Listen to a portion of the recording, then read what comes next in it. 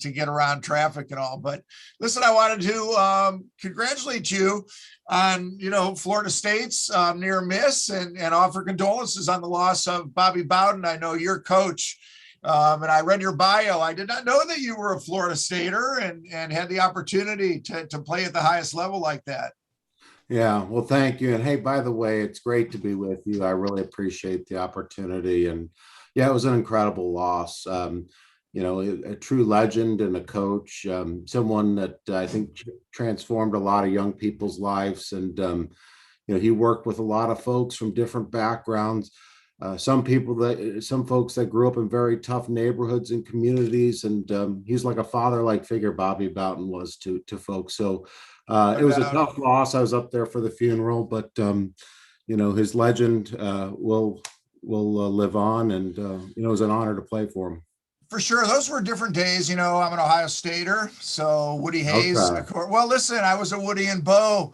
Big 8, little, big 2, little 8, all the way back. Different era. Well, but that type of coach I'm actually originally from Michigan, and so I have a lot of family that are big Michigan fans. So I won't hold the Ohio State thing against you. We moved to Florida when I was a kid, so I'm really a Florida State guy. But my condolences.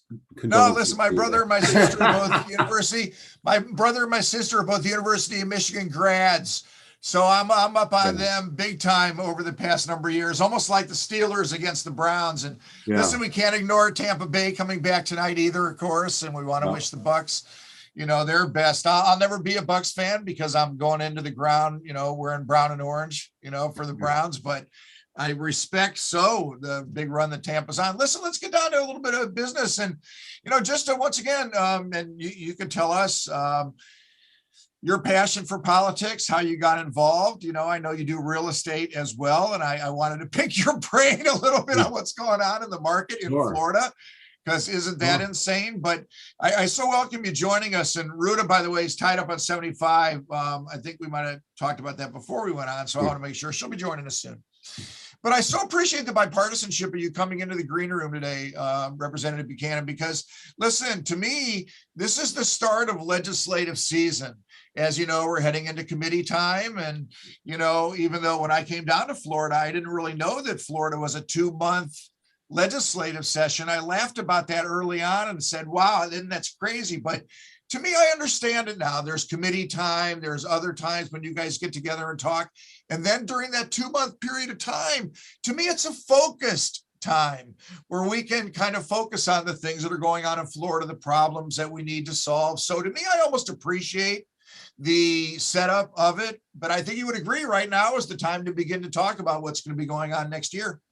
Yeah, absolutely. And make no mistake, it's not a 60-day job, a 60-day-a-year job. I can promise you that. As you mentioned, there's many committee weeks leading into session, which is 60 days. And then you can have special sessions from time to time. For instance, this year, we went back for the compact that the governor was able to negotiate with the tribe.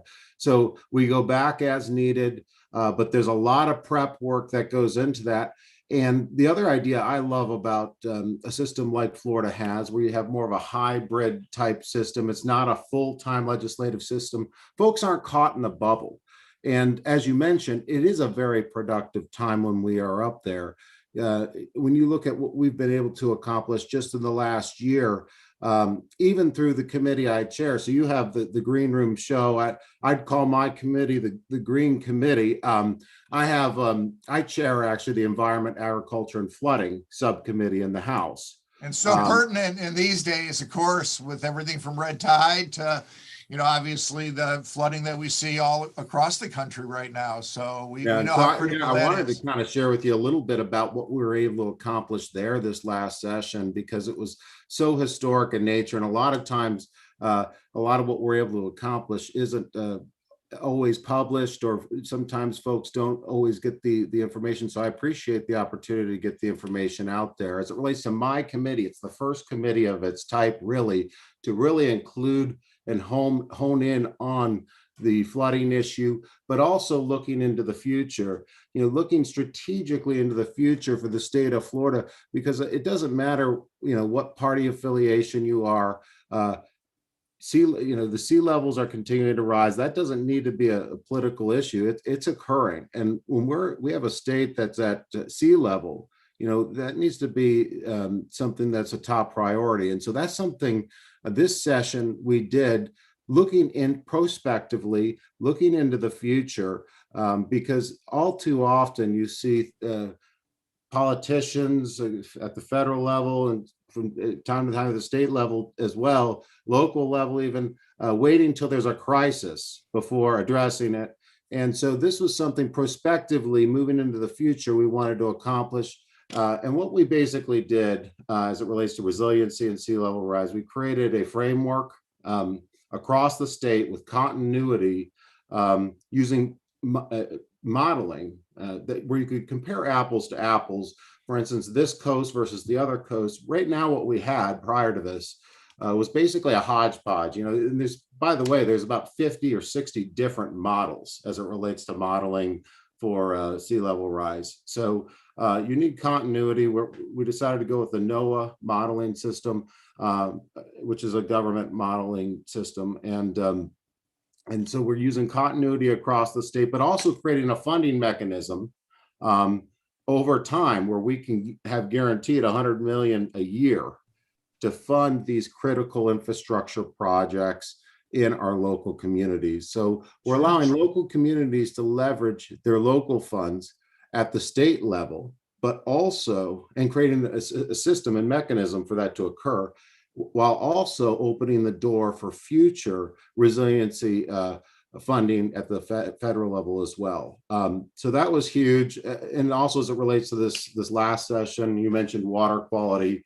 There's nothing more important to me. When I had the opportunity when I ran to knock on thousands and thousands of doors. I did that again this last session, prior to this last session, going into this last election cycle. And bipartisanly, the number one issue for our area is water quality. It doesn't matter, again, party affiliation.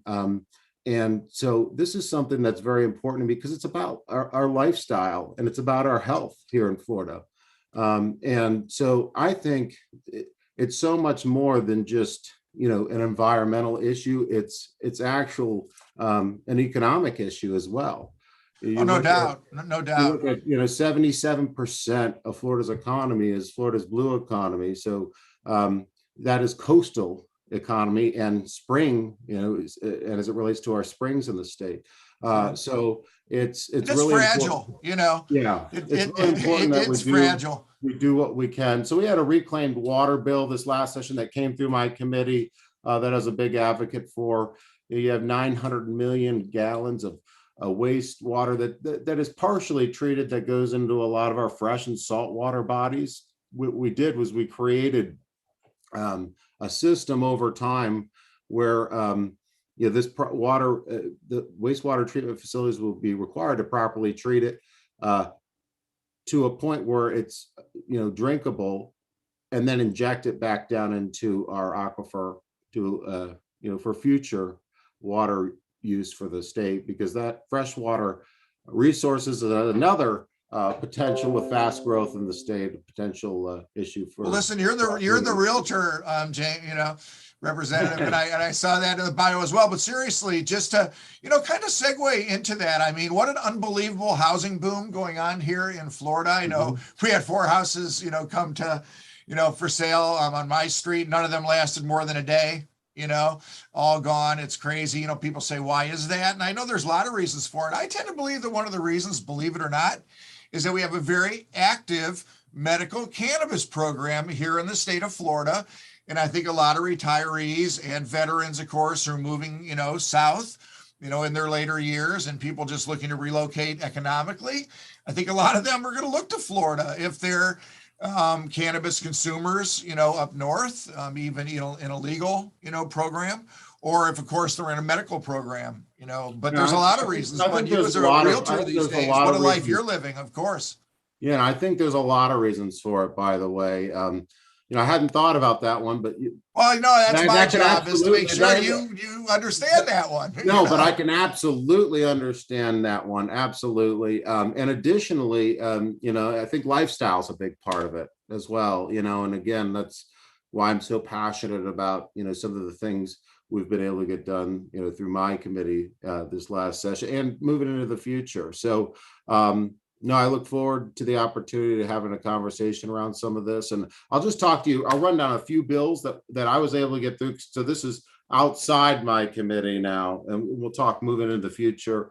So this last session, I was able to get 4 bills through both the House and the Senate into the governor's desk.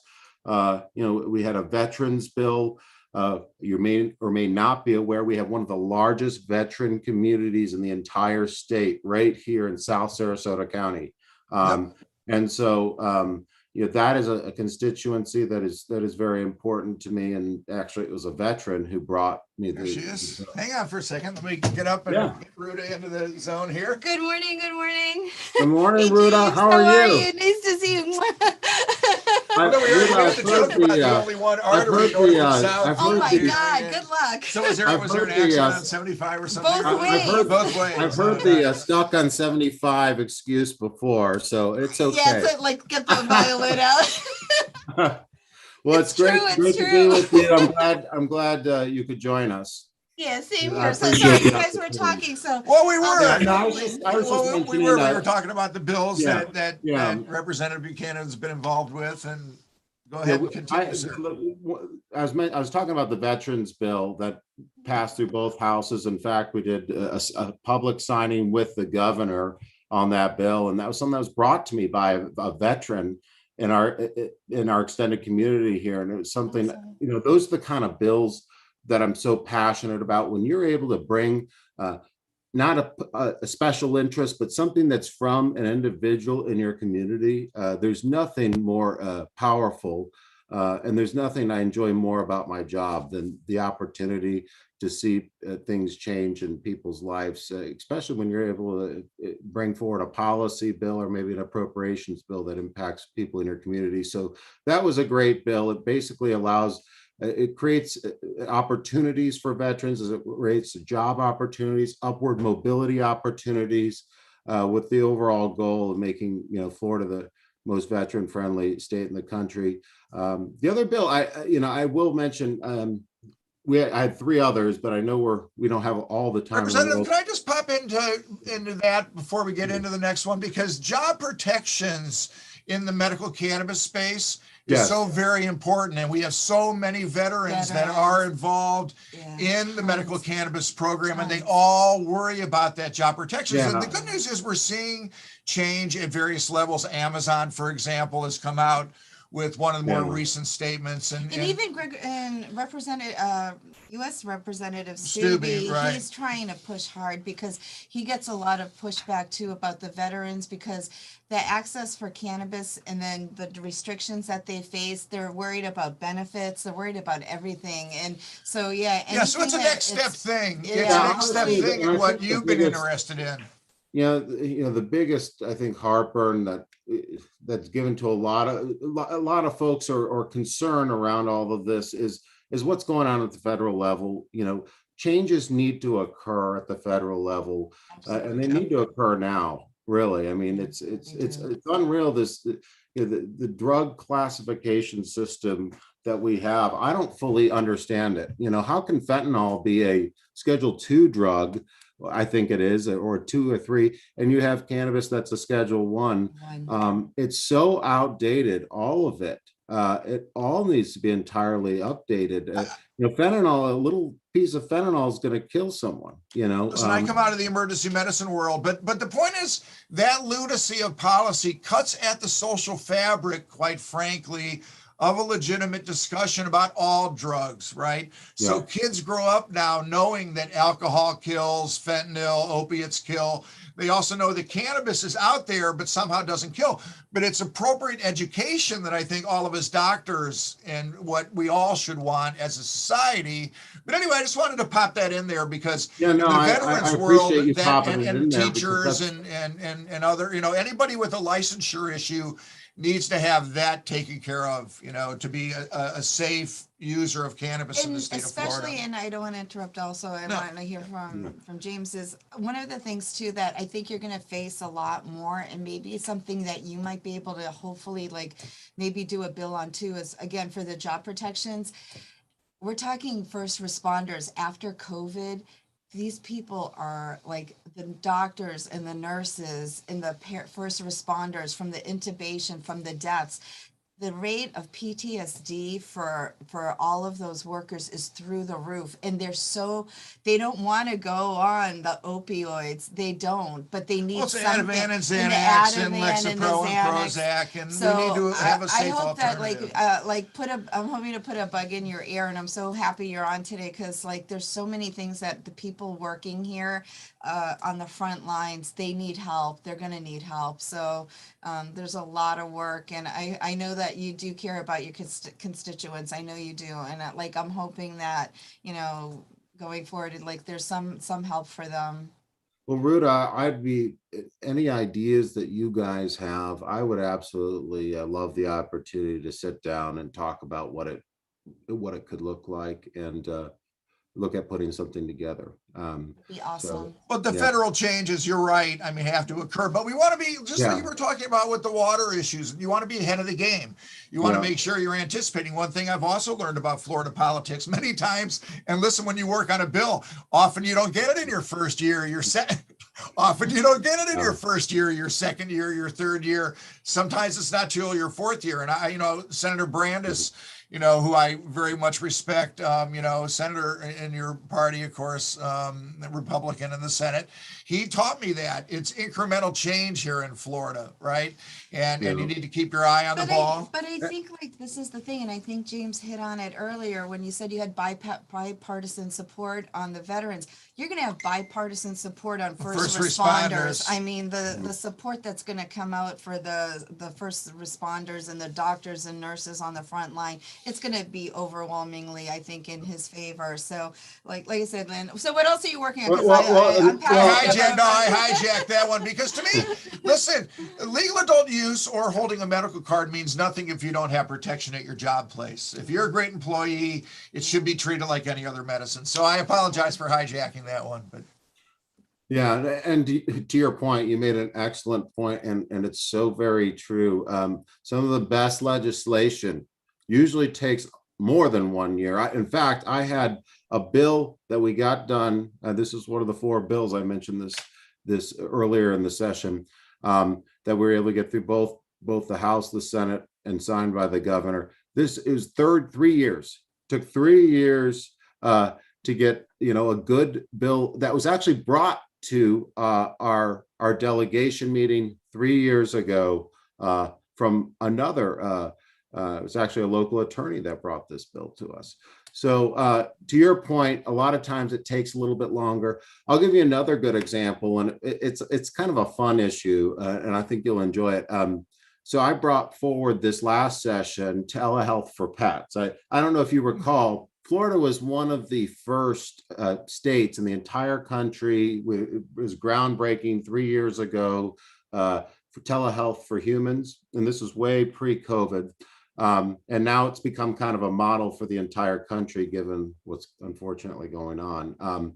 So I introduced a bill, that would allow folks that have pets with certain minor conditions to work with their physicians in a remote, and it creates a framework that will allow them to work with their pet's physician and a veterinarian in a remote type of environment. And it sounds like it's kind of in the times we're in, it makes good sense, especially with folks. I didn't know it was restricted, quite frankly. Like for folks like my wife, my wife's a very high risk pregnancy right now. And, we're just concerned about, going out and exposure. And so something like this makes good sense.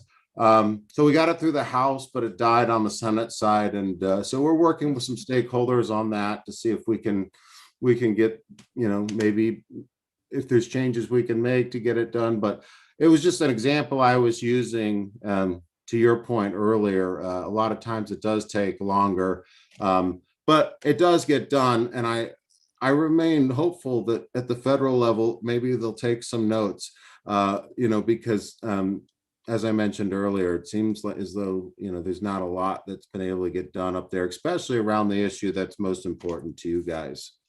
Yeah, it's true. But even like telehealth, like, because telehealth, I mean, Governor DeSantis, luckily, he gave us what, almost a year. There were 6 extensions, Yeah, and he gave made us more cannabis essential extensions. medicine, Yeah, he did. Representative, which Yeah. was so very That was important. very It important. was. Yeah. So kudos to Governor DeSantis for doing that. Like he did make it For sure. a recognized medicine, Yeah. and he did open it up to telehealth. That's why I so which was appreciate the good. dialogue that we can have today. Actually, Representative Mazzullo, the only doctor in the Florida House, has a meeting tonight with us, medical cannabis docs. Well, So we're trying to lay the groundwork for good, legitimate conversation so that we can avoid, listen, we want to operate on the things that we know advance for patients, in the program, rather than have the same old conversation of, 10% THC cap and otherwise. And, but that's a little bit deeper than what we need to be in today. Well, but once again, the I'm spirit of happy to talk bipartisanship about is what I that appreciate. too. Yeah, I'm happy to talk about that. And by the way, tell Dr. Mazzullo I said hello. He's one of my favorite members, one of my good friends. And I talked to him. He's a dermatologist, as you know. Right. So from time to time, I'll solicit some advice from him on that. But he's a great person, and I know he's worked on a lot of issues important to the industry, and including and he's the hemp evolved. bill that He's he had 2 evolved, years ago. Representative, which I love. And not to interrupt you, but I love the fact that he's been willing to learn, right, about what medical cannabis is versus just old style pot, dope, weed, grass, and it's that education that I want to make sure that is available to every single one of you guys up there, so that good decisions are made. So I will pass on your regards to Representative Mazzullo. He was integral in Mississippi's passage of their bill up there, and he made a wonderful video for them, and we noticed that. So we want to make sure that we recognize him for what the statement that he's made. He's been huge in the hemp Each year he zone gives as out well, a and isn't hemp that an balm interesting to industry in Florida to every right now? member. Right? Each year he gives out a little hemp lip balm to every member of the House. So he is a great advocate. But yeah, please tell him I said hello. Yeah, I think you know what it is too. Like, I think, like myself included, because the cannabis world was new for me when I started working for Dr. Berry, and I openly say I don't use the product, but like for me, like it was so overwhelming to see, like, it changed my mind as a medicine, because until I came here too, I was kind of under the same thing, like, oh, okay, what is it really? And is it just because kids want to get legal? And then like in this practice, our average age patient's like 58, 59 years old, and tons of veterans and people with MS and people that have tremors and Parkinson's. And when you see that, you're like, even for me, my mentality totally changed. And that's why I think even for the legislators, when you sometimes heard like that THC cap debate. Oh yeah, I'd like to touch on that when you're done. Yeah, it seemed like they were just so overwhelmed with like what it's going to do for children or whatever, but they disregarded. And like I said, I was one of them, and I can honestly say I was probably more on the other side than this side. Now I'm 1,000 times on this side because of what I've seen. So I wish, like, even for the legislators, that they would have like more of impact if they did listen to all the physicians and practices, and even people like myself that were skeptics. And then until you work in the space and all of a sudden you see the tremendous results of sick people, and not like a teenager just wanting to go get high. It literally is a medicine. And for the PTSD vet who comes in and he's crying because he was non-functioning because he was on opioids for like 4 years, and now he can function and he can think again. It's like amazing stories. And I wish like the legislators would really listen sometimes to, because like I said, I couldn't be one of them. And until I saw firsthand, and literally, like, it's amazing what it's done for people. When I think you touched on something very important, I think patients really can be the most powerful advocates Yes. Around this issue, because they are the folks that are directly impacted. They are the folks that that see, what some of these products are able to help them with, a variety of potential illnesses, whether it's seizures or some other condition. So I think patients advocacy is huge as it relates to advocating around some of these issues. As it relates to THC caps, I think a couple things as it relates to that bill in particular. And, this is an example where I think it shows the process does work, by the way. And I think, Doctor, we had a conversation after the last Tiger Bay meeting around this. What I had mentioned to that member, the folks that filed it and were running it, I think there are, and I've talked to a lot of folks. I will say you have a very active industry group of folks that I've met with a lot of folks in your industry, and there were folks that liked aspects of that bill, and some of it made good sense. But as it relates to the THC cap portion, which was the driving thrust, the underlying kind of impetus for that bill. A lot of us had a lot of concerns around it, and a lot of the folks and experts that I talked to really didn't think it was the right direction as it relates to medical cannabis in the state. But there were aspects of that bill, other aspects, if you set that aside, and I mentioned that to the member that filed it, I said, hey, if you take out the cap and you include some of these things that you have in there that are great, that perhaps allow for continuing education for folks that work in dispensaries. Things like that is something we should have requirements around, and it's worth looking at. So what I mean when I say the process works, I think there was enough of us, that just didn't feel comfortable around the THC cap issue, and I think it worked in the end. I think it made its way in the House to 2 committee stops. Two committees, and Representative, you hit upon the key point. It was the patient stories, quite frankly, that turned the tide. Yeah. I went up to Tallahassee. I was given my 30 seconds of time, which, hey, listen, it was enough, believe it or not. It made impact. 30 seconds, that's all you get? Yeah, 30 seconds. Well, listen, they gave Dr. Bertha Madras and Alex Berenson an hour each, but that's okay. We'll get our time at a certain point. But my point is, it was the patient stories that made a difference.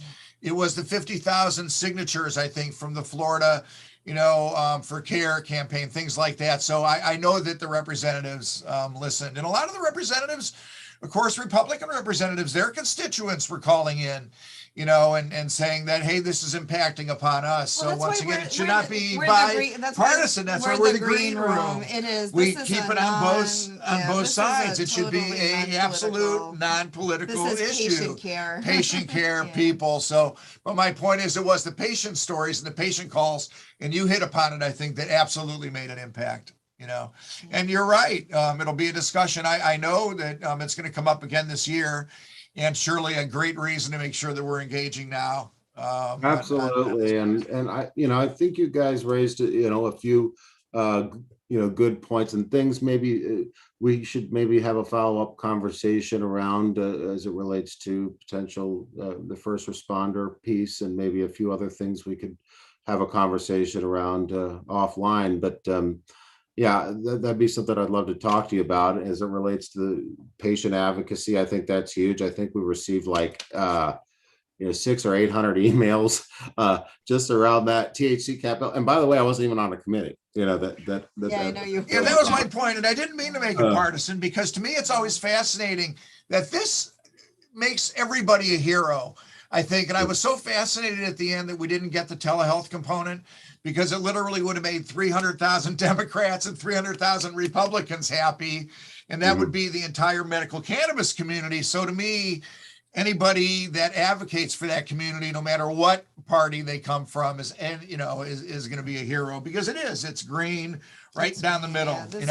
Listen, you mentioned your wife and her high-risk pregnancy, and I want to wish you guys the best. I know that you yourself had COVID, I believe I read, and Ruta did as well. Yeah, So I'm so glad that you recovered. Well, actually, it's confusing from time to time. I've received both my Moderna vaccines. I have not, knock on wood, I have not contracted COVID. Dad Okay, good. contracted Oh, he was your dad. I apologize. Sure. after getting both Pfizer vaccines. He was actually the first member to contract after double being fully vaccinated.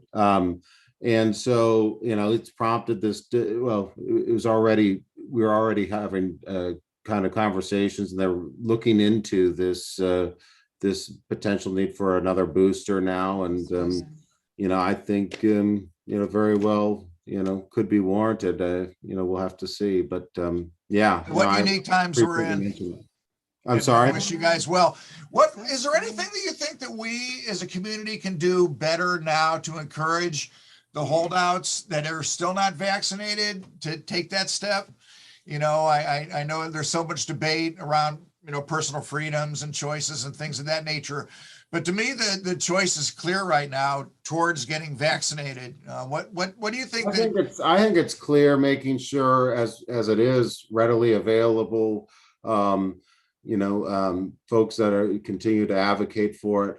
But also, we need to understand there are folks, for one reason or another, that won't feel comfortable. Maybe they have an underlying condition or some other reason, but I encourage folks to go out and get vaccinated if you don't have one of these underlying conditions where you may be impacted, because it's saving lives. So I think it's really important that folks get out and get vaccinated. As I mentioned, I'm fully vaccinated with the Moderna. I hope I don't need a booster. I hear that the Moderna has a little more staying power than Pfizer, but we'll see.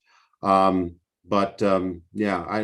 encourage folks to do that. And there is a lot of evidence that points to folks that do contract COVID after being vaccinated, very mild symptoms. Typically, most of the hospitals that are filling up with folks, it's around the unvaccinated. And, so I'm a big advocate, but in saying that, I also, respect folks, giving them the opportunity to make that decision, what's best for them and their health.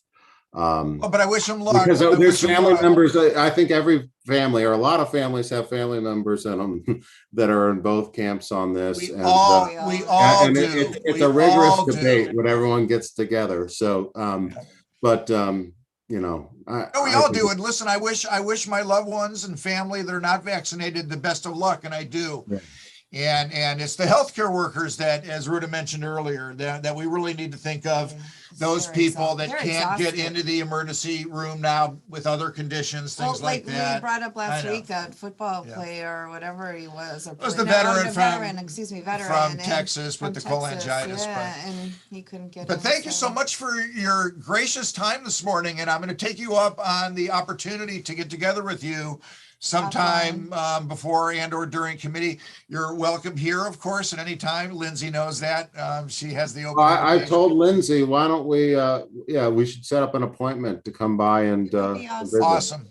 Yeah. Let us know. We'll have lunch and sit down in the weekend and really we'll make that happen. And then after this next session, I'd love the opportunity to come back and we'll talk a little bit more about kind of session updates, what we're able to get done. That would be great. We would love a session. Fantastic.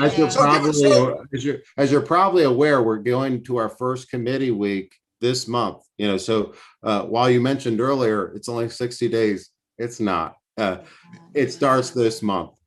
Right. And is this your third 2-year term, Representative? This will be my fourth year. Going into so my second term. This will be my fourth session.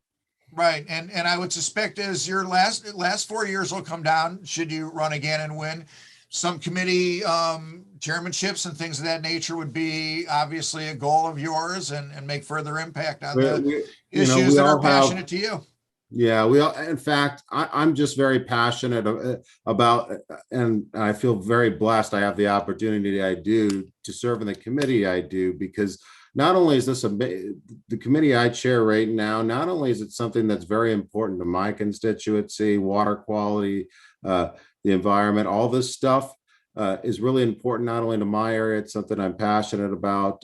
So I feel like I'm in the right place, especially when you look at what historically we were able to get done around resiliency this last year, and we talked about it a little bit before you came in, Ruta. But I think we've had a tremendous session as it relates to my committee, and all goes to plan. And assuming folks believe that I'm doing a great job and have the opportunity to continue to go up and serve, I hope some of those opportunities will continue to open up. Me too. No, you've done a good job, seriously, especially water quality stuff. I know you're working hard, so really appreciate it. And again, those are bipartisan issues too, because really we all live we all live here. We all drink the water. We all go to the beaches. We all live off of some kind of tourism to a degree.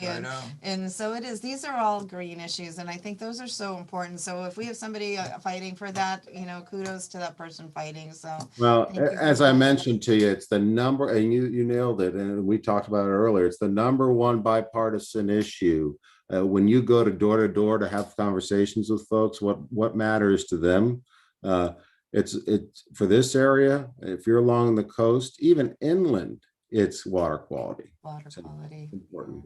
Well, even like Okeechobee and that whole thing, All really of it is. It affects everybody everywhere. It is. We got to trust science in that too. We could literally do an entire show on that, and I would love to do totally some geek out on that sometime if you'd like. Yeah, I would love to, because I think honestly I think a lot of our listeners too would be really into hearing what you have. And I'd love to. We spent maybe 3 or 4 minutes that I spent on it before you came in, but we could spend a whole show on it next time if you want. Yeah, definitely. So, I would like to, because I know we have listeners. Like I said, I have Sierra Club people who would be there's so much to talk about, especially what has occurred just north of us here in Sarasota County with Piney Point. So there's a lot to unpack and unfold there. And in fact, it's going to be a big topic of discussion this first committee week. I can guarantee you that. Yeah, good, because it has to be that Piney Point. Yeah, that has to be brought up. So good, thank you. Stay safe and healthy. Good luck to you and your wife for pregnancy, and we all pray for her. Appreciate the opportunity to join you. It's my first time on the show, but I'll look forward to being with you guys again, and we'll awesome. And we look forward to hosting you in the office. Excellent. Count on that invitation coming. Yeah, thank you very much. Thank you everyone for tuning in. Sorry I was late. That's all good. On I-75. See you next week in the green room. See you next week, everyone. Thanks.